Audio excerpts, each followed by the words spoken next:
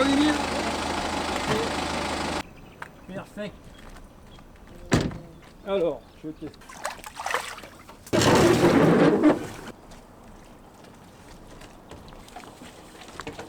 Cool.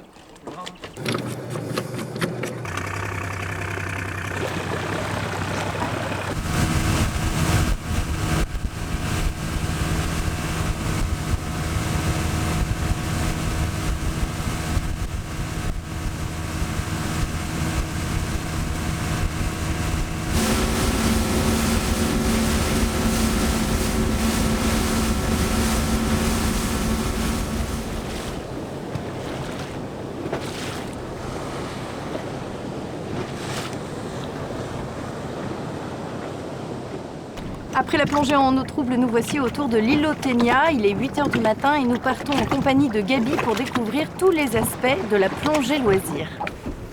Je te mets 2 plombs et s'il n'y en a pas assez, tu me diras. Okay. Donc quand tu sauteras dans l'eau, tu te tiens au bout, on va faire ta pesée.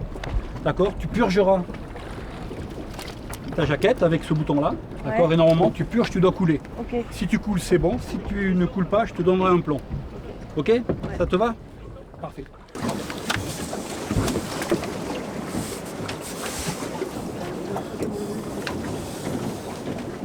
Allez, go. Alors je t'explique. Alors on est comme ça. Donc là, le premier rond, c'est une patate sur laquelle on est mouillé avec le bateau. Et ça, c'est la deuxième patate. Et au milieu, ça fait un col. On va longer le mur. On revient comme ça. Et après, on va revenir en plein eau jusqu'au bateau. Ok, Mimi? Oui. Perfect. Bon ben voilà, on s'équipe, on va y aller. Allez. Allez. Bras droit. À gauche. Voilà, parfait. Voilà. Pas trop serré, ça sert à rien, ça va te couper le souffle. Voilà. Ok. Il se déclenche automatiquement dans l'eau. D'accord? Ok. Voilà. Alors pareil, on décompresse dès qu'on a les yeux dans l'eau. On n'attend pas d'avoir mal aux oreilles. Ouais. Dès que tu as les yeux dans l'eau, on envoie. Okay. D'accord? 1, 2, 3. Perfect. Voilà, chope le bout.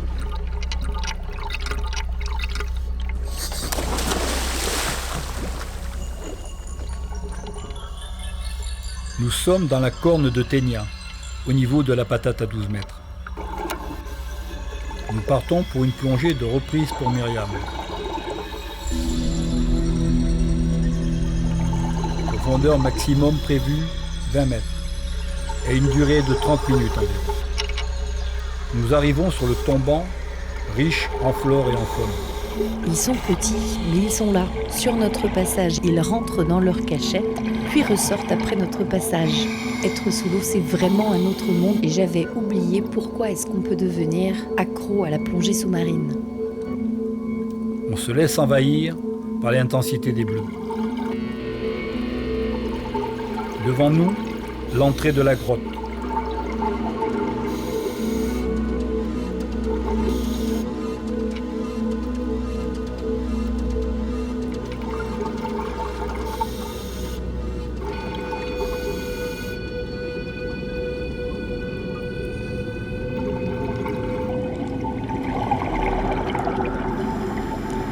Bien penser à se coller sur le fond du passage pour éviter que les bouteilles ne touchent la paroi.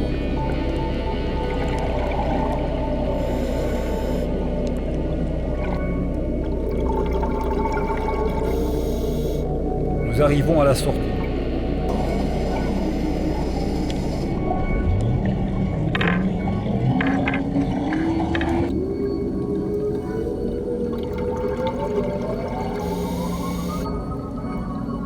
Je ne regrette pas d'avoir pris une combinaison. Il fait quand même bien plus frais sous la surface qu'au-dessus. Devant nous, la patate à 6 mètres. Le contraste est saisissant.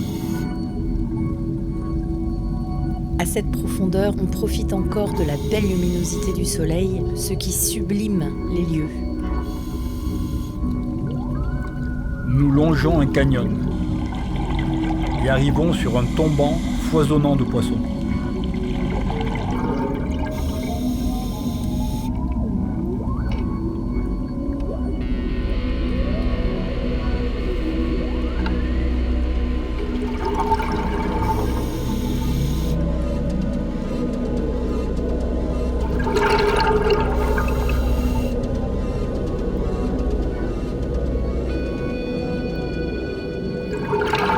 tournons la patate à une profondeur de 10 mètres.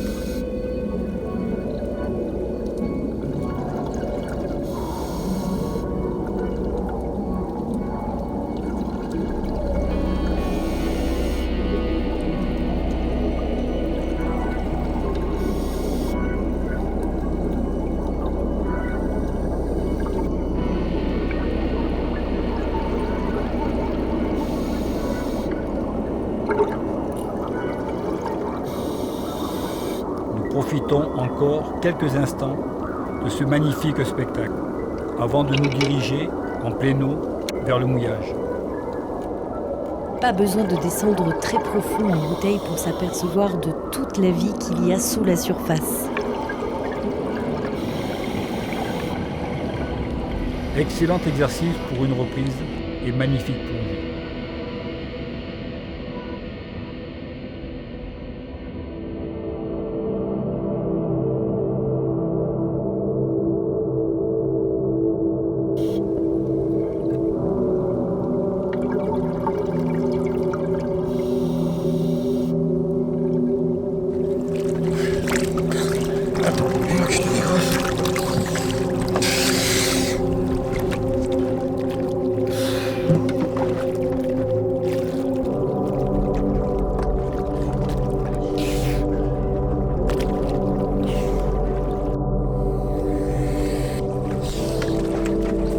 Essaie d'enlever ta combinaison si t'es pas bien, ça va t'aider à mieux respirer après.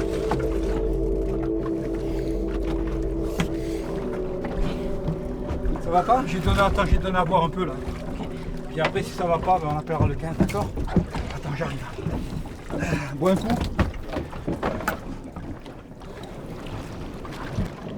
Ça va Mimi? Oui, juste un peu mal à la tête. Ah ouais? Ouais. T'as bu un peu d'eau là? Ouais, j'ai bu de l'eau, mais... J'aimerais bien que t'en reboives un peu là. Ok. Vas-y.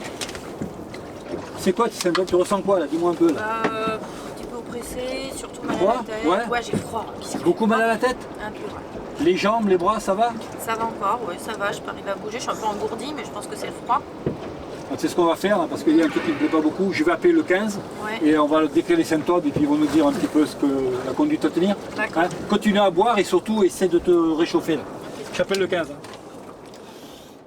Si vous ne vous sentez pas très bien après une plongée, appelez le 15. Le SAMU est le seul service à pouvoir vous conseiller et vous diriger vers le caisson hyperbar.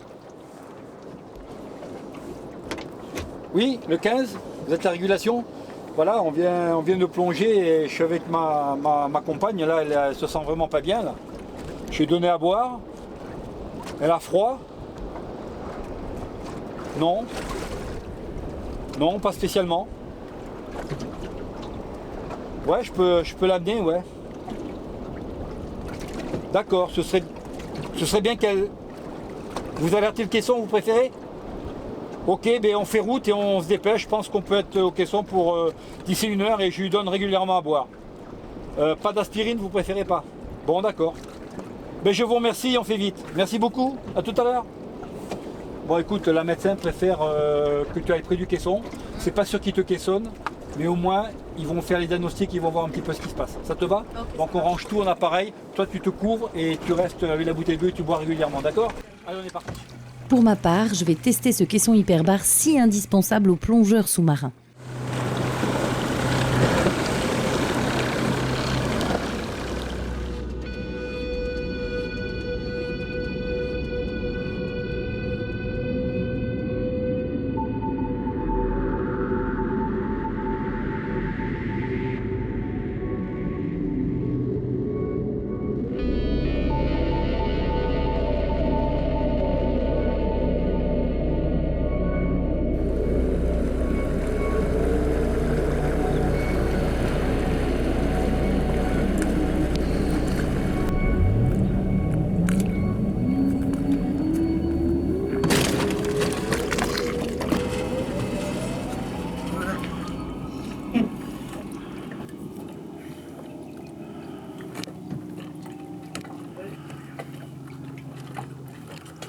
Vas-y, passe là-dessus.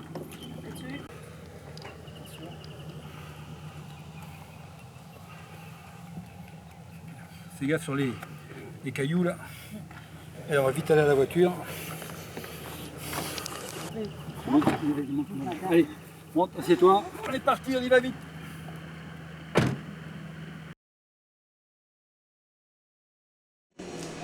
Bonjour. Bonjour. Je suis le docteur Pitonneau, c'est moi qui vais vous prendre en charge dans le caisson. Donc on vous a un petit peu expliqué comment ça allait se passer. On vous met dans le caisson et on vous réexamine et en fonction de l'examen clinique au fil de la séance, la durée sera plus ou moins longue. Ça peut durer jusqu'à 3h30.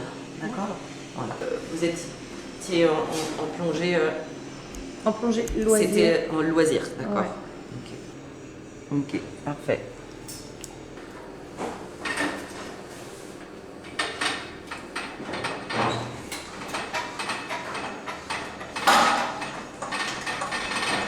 C'est bon pour toi, Julien? Ouais. Ok. Voilà, allez, on avance un peu. Et là, on fait la moitié là comme ça, c'est bon, Julien? Vas-y. On met les bancards. C'est bon, Gabi, je l'ai. C'est parfait. Allez, on y va.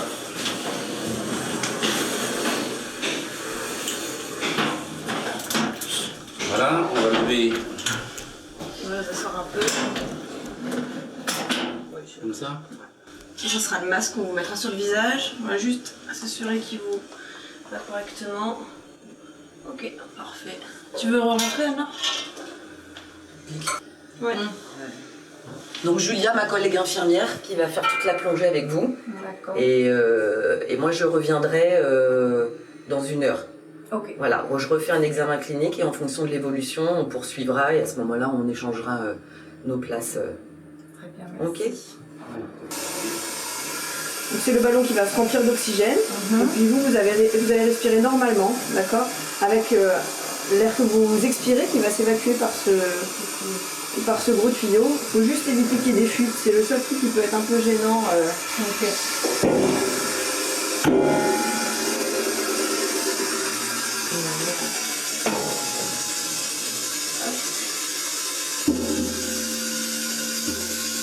Ce qui est important pendant la descente, c'est que la patiente arrive à bien faire le Valsalva, c'est-à-dire à s'équilibrer les oreilles comme en plongée bouteille. Si c'est difficile, on peut arrêter le caisson, remonter un petit peu au besoin, comme en plongée bouteille en fait. C'est-à-dire que quand les oreilles passent pas bien dans une descente, on va avoir tendance à remonter, on va attendre que ça fasse plus mal, et puis on va redescendre doucement. Voilà, c'est juste ça. C'est la seule difficulté du caisson pour le patient. C'est de réussir à bien équilibrer ses oreilles, surtout sur les 5 premiers mètres. Après il n'y a rien à faire.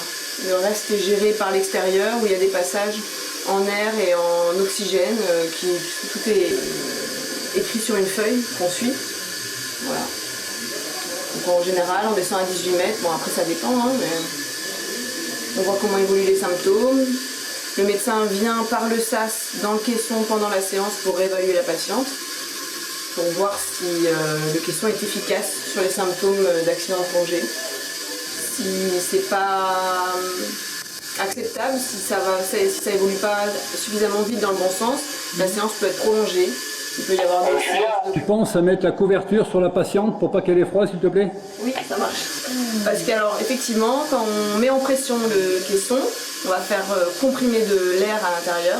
Donc la température va augmenter. Il va faire chaud, surtout à 18 mètres. Quand on va arriver à 18 mètres, il va faire chaud. Une fois qu'on est au fond, on va mettre en place une ventilation qui va faire baisser la température. Et après, dès qu'on remonte, il commence à faire froid. Quand l'air s'échappe du caisson, il commence à faire froid. C'est pour ça qu'on a tendance effectivement à couvrir les gens. Ça, c'est un caisson des années 80. C'est un caisson de chantier, donc de type Comex 1800, qui a été médicalisé afin de pouvoir prendre en charge des patients médicaux sur le territoire. Donc il y a plusieurs pathologies ici qui sont prises en charge au caisson hyperbare. Tout d'abord les urgences, où là on va utiliser un petit peu l'effet mécanique. En fait, le caisson, c'est quoi? C'est faire respirer de l'oxygène pur à une pression qui est supérieure à la pression atmosphérique.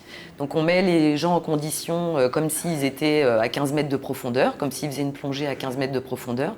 Ce qui permet, notamment dans les accidents de décompression, où c'est une bulle qui va se coincer, une bulle d'azote qui va se coincer dans la circulation ou dans les tissus, en fait, on va réduire le volume de la bulle. C'est-à-dire qu'à moins 10 mètres, la bulle a déjà diminué de moitié.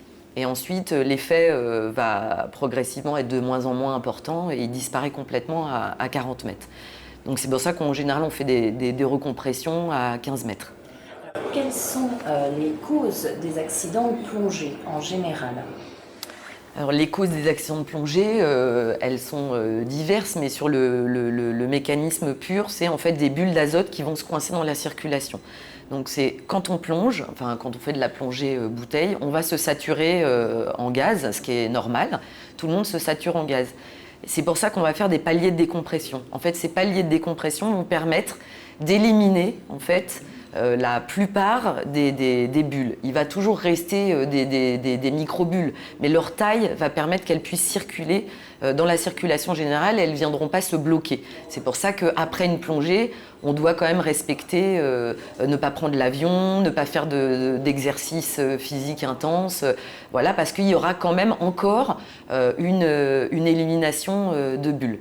En fait, c'est ce qui se passe. Et les bulles sont éliminées par les poumons, par la respiration. Et en fait, quand on ne respecte pas les paliers, il y a trop de bulles, donc les bulles vont circuler et vont se coincer en fait, dans les vaisseaux, puisque une bulle qui est toute petite, entre 10 mètres et la surface, va augmenter, va doubler de taille, de volume. Julien, vous êtes prêt pour la mise en pression?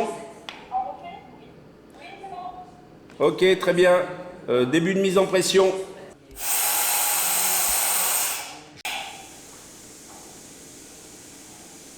Porte étanche. Ok, porte étanche. On est à 1 mètre. Notez 8h50, la mise en pression. Julien, tu vérifies masque patient étanche et je vais passer sur oxygène. Ok, je passe le masque patient sur oxygène. Air fermé, oxygène ouvert. Okay. Oxygène ouvert. Le patient, la patiente, ça va dedans, les oreilles, ça passe bien. Ok, reçu. Vérifiez qu'il n'y ait pas de fuite sur le masque, sur la patiente.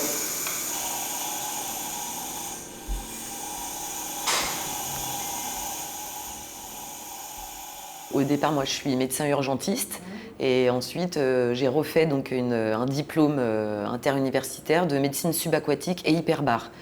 Donc, il y a de la formation pratique, de la formation théorique, mais c'est une formation supplémentaire. On est, je pense, entre 15 et 20 médecins sur le territoire. Il y a des cardiologues, des pneumologues, des médecins généralistes, des anesthésistes réanimateurs, enfin peu importe, des ORL, peu importe la spécialité de départ. Si les oreilles passent bien, je vais juste accélérer un petit peu la descente à 18 mètres.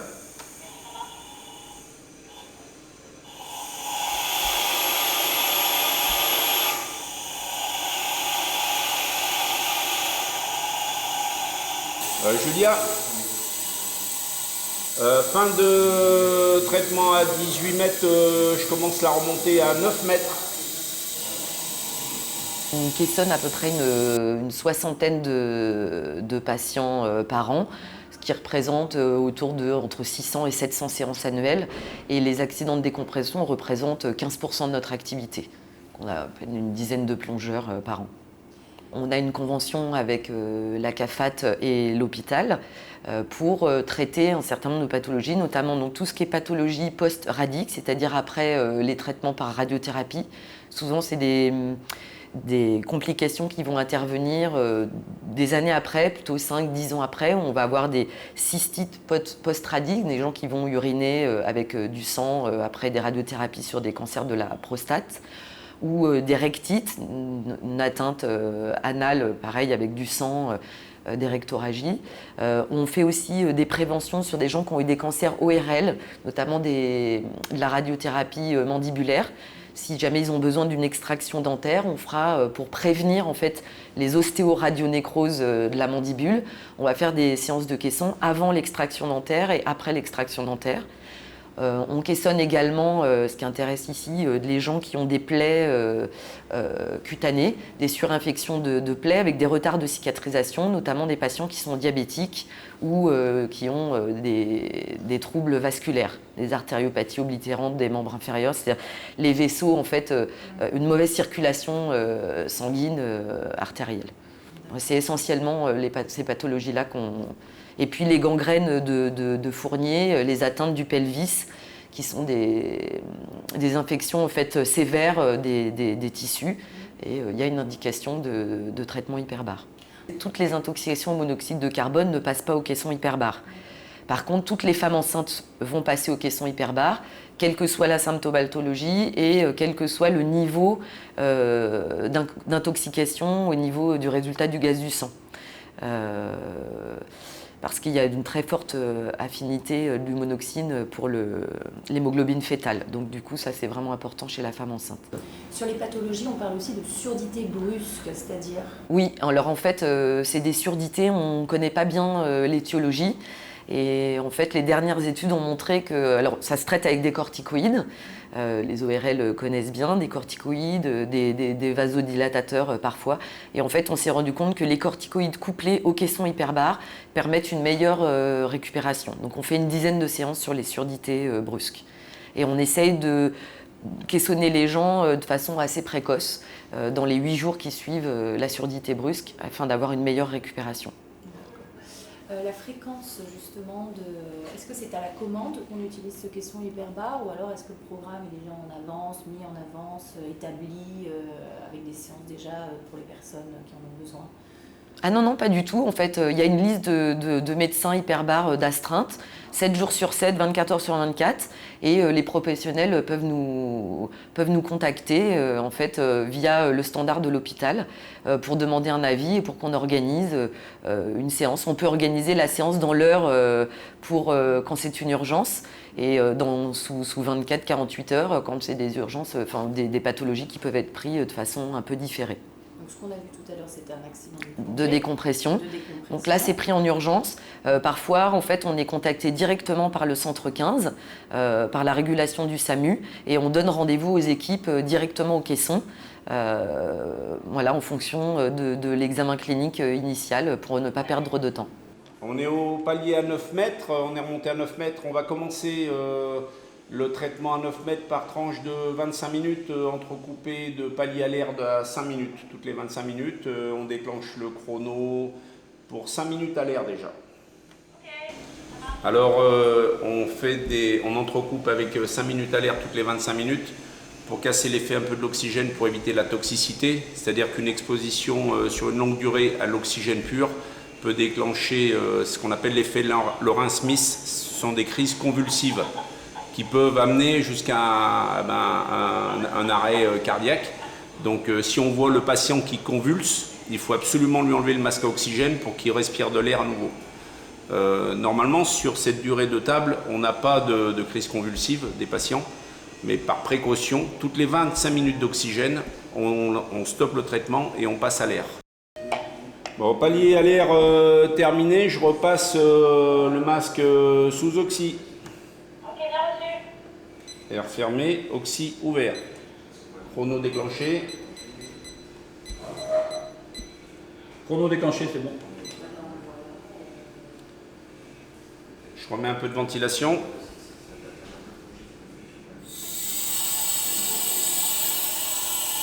On est à 22% de saturation d'oxygène dans le caisson, donc c'est bon. Le masque est étanche. Julia, on est en fin de traitement. Je vais commencer la remontée en surface. On va remonter en 10 minutes avec le patient sous oxy. C'est bon, ouverture de la porte. Fin de traitement, porte ouverte. Ok, porte ouverte. La plongée sous-marine est un loisir merveilleux qui n'est pas sans risque. En me mettant dans la peau de quelqu'un qui a fait un accident de plongée, j'ai pu me rendre compte de la prise en charge et des moyens mis en œuvre pour intervenir rapidement. Comme vous l'avez vu, le caisson de décompression intervient aussi pour gérer, soigner des maladies lourdes.